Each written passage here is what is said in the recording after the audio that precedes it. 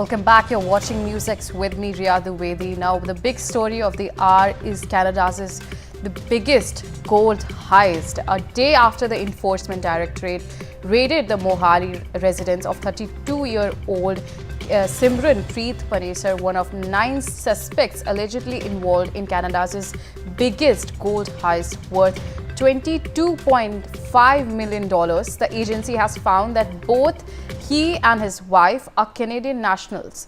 The Canada police suspect Panesar tracked the flight carrying gold till its arrival and had access to the storage facility. He's reported to have given a tour to the Canada police of the facility during investigation. And when we are talking about what happened on April 17, 2023, fake paperwork was used to steal an air cargo container carrying gold bars from a secure storage facility at the Toronto Pearson International Airport. The stolen cargo contained 6,600 bars of 9999 pure gold weighing 400 kg, valued at over 20 million Canadian dollars, and foreign currency worth 2.5 million. And when we're talking about the gold and the currency had arrived on an Air Canada flight from Zurich, Switzerland, and in Toronto, and were destined for a bank in Canada's largest city. So that's when we're talking about Canada's biggest, this was the biggest gold heist that we have seen so far. We have with us my colleague Aditya Wadhwan joining us on the telecast. Aditya, what are the more updates and details that are coming in terms of this investigation that is being carried out by ED in this heist that has taken place?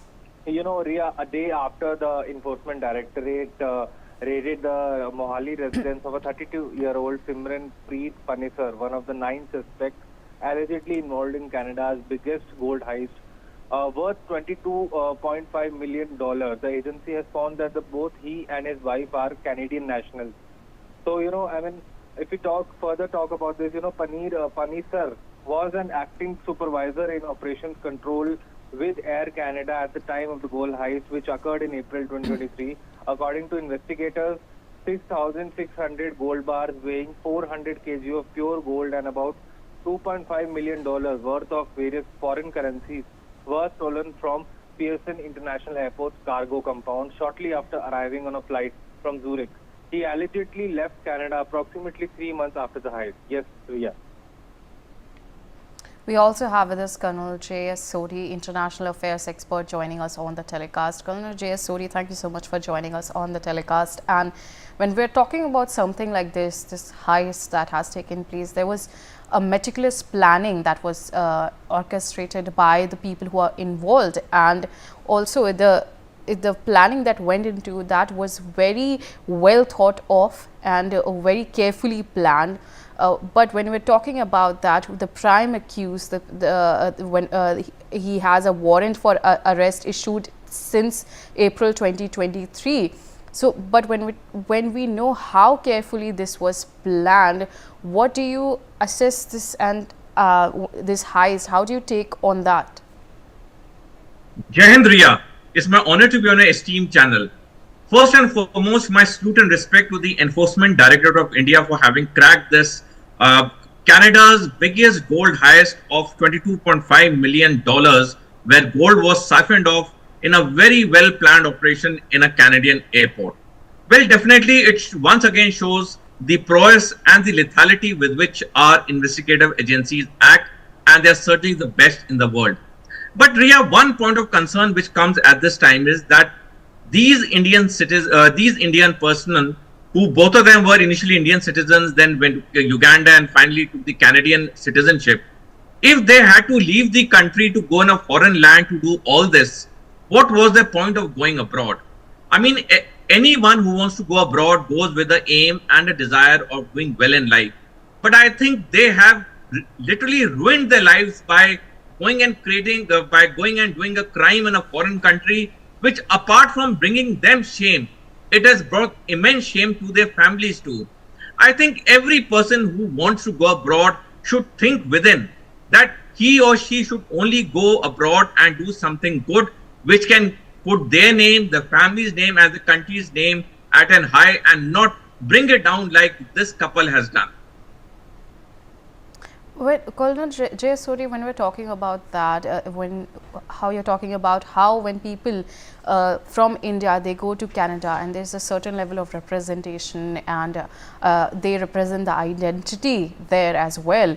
So, but we're seeing that he was someone who was involved very well in the transactions that took place, and they're also currently ED is tracking them down as well. What do you think when it comes to the authorities? How do you think they are being prepared in terms of something as huge as this, and now where they are also in contact with the authorities in Canada as well? Well, Ria, as technology is increasing and advancing, so are the criminal minds. And the criminal minds take out the loopholes in the technological advancements in furtherance of their criminal designs. And this is one glaring example of what I just said. They studied every system in detail. In fact, this person was a wheelchair operator in a Canadian airport. He worked there for 6 years. He understood the whole system. They planned the heist in such a good manner that initially they were not caught. But ultimately, technology also catches up because the way the surveillance is done, most of the methods are not known in the public domain, but definitely sooner or later a crime gets caught. And this is what has exactly happened. My another piece of advice to the young generation especially is, do not think of getting rich in a quick manner, in a criminal manner. Work hard, do well. If you are honest in your approach, God will be kind of you and you will have a successful career. All right, thank you so much for joining us on the telecast and sharing those details. Meanwhile, some news coming in from Manipur. Zomi and Kuki community